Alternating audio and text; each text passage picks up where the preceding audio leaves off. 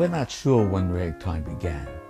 It emerged sometime, probably in the 1880s, in the black communities.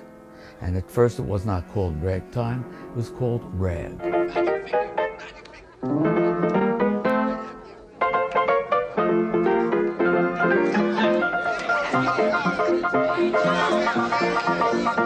In 1893, there was the World's Fair in Chicago. And although African Americans were not permitted to perform at the World's Fair, surrounding the World's Fair there were saloons, dance halls, and that's where the African Americans were performing, and they were performing ragtime in many places. This was something new to most of the white people who went to the World's Fair. It became the rage. Even though the music was not heard in the fair, it was heard outside, and everyone loved ragtime. It became popular before Joplin entered the field. Now, he was at the World's Fair with a quartet. He was a singer at the time. He was born in Northeast Texas, most likely. The first notice of Scott Joplin is in the 1870 census. Scott Joplin was very intelligent, well-spoken, and extremely modest. He was reluctant to talk about his music even. His brother Robert seemed to have been just the opposite, but he just wasn't as talented. His mother was cleaning home in the home of a white family. There was a piano there, and he started playing around with it, and he had talent. A local music teacher agreed to give him lessons. Later in life, in the 1890s, or maybe even up to 1900, when he was living in Sedalia, Missouri, he went to the George R. Smith College, which was a college just for Negroes at that time. And it has since burned down, so we don't have the records. The reports are that he was a very good singer. He started a barbershop quartet. He toured the country with his quartet, and all the reports are that they were excellent. Do you know the name W.C. Handy? He played piano, he played violin, he played cornet. He wrote some orchestrations, not necessarily of his own music, of other people's. He would have the piano music and he would orchestrate it. His first ragtime composition was Original Rags, published early in 1899. And that was the same year as his second composition, which became the most famous instrumental rag of the time, Maple Leaf Rag.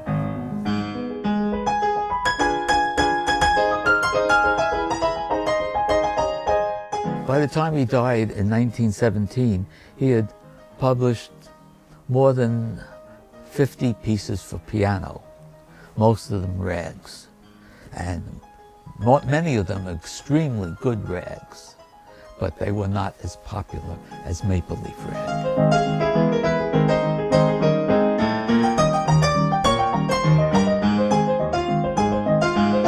Everything flowed so beautifully. No other composer was working that way. I think this is because he had experience arranging for the barbershop quartet for voices. So he was aware of this when he was writing for piano music. It is as if he was almost writing for voices. Not just the melody, but the chords also have some melodic sense. And many of the musicians were non-readers, and they were improvising. Louis Armstrong began as a quartet singer, just as Joplin did. And being a quartet singer was very important for Joplin because it taught him how to handle what we call voice leading, to make the chords move from one to another very smoothly. Many people say that Scott Joplin had a gift of writing great melodies, and he did write great melodies, but his most famous piece, the Maple Leaf Rag, this is not a great melody at all. It sounds like banjo strumming.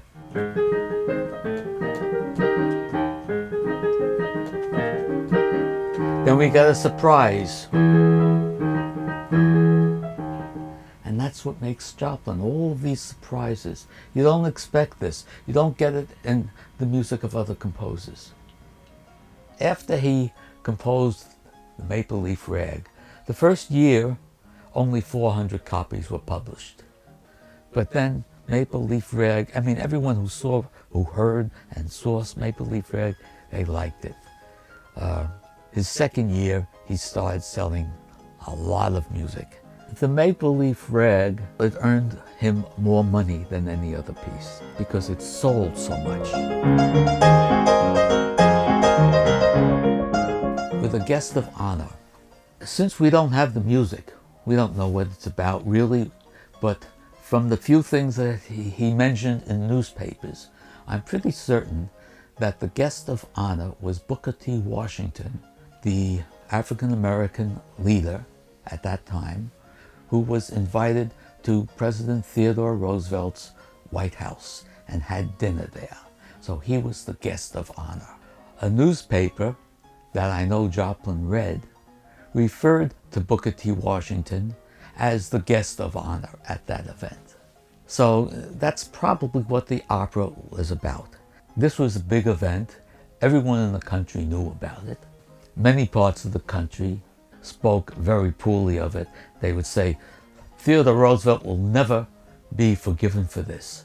He has made the Negro the social equivalent of the white man, which was not acceptable. This shows that Theodore Roosevelt is president of all the people.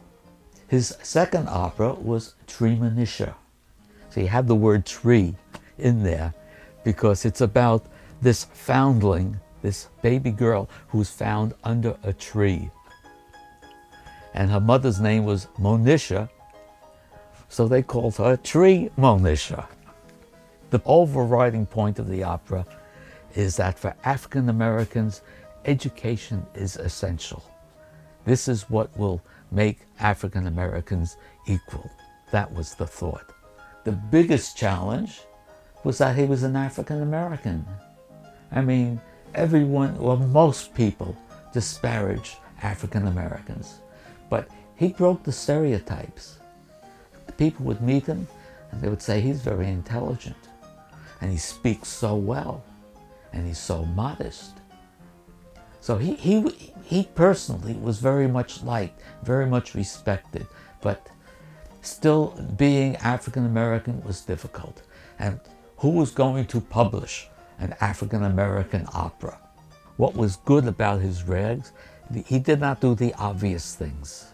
Today, the most famous piece of his is The Entertainer. And the reason for that is the movie The Sting.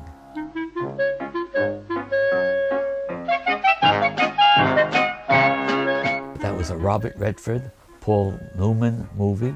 That was a tremendous success, an Academy Award winner. And the background for that film was Scott Joplin's music. And the main theme was The Entertainer by Scott Joplin. And that became incredibly popular in the 1970s. And suddenly the whole country knew Scott Joplin's music. It was performed in classical concerts and in popular concerts. It hit the top of the record charts in both categories. And this had never happened before.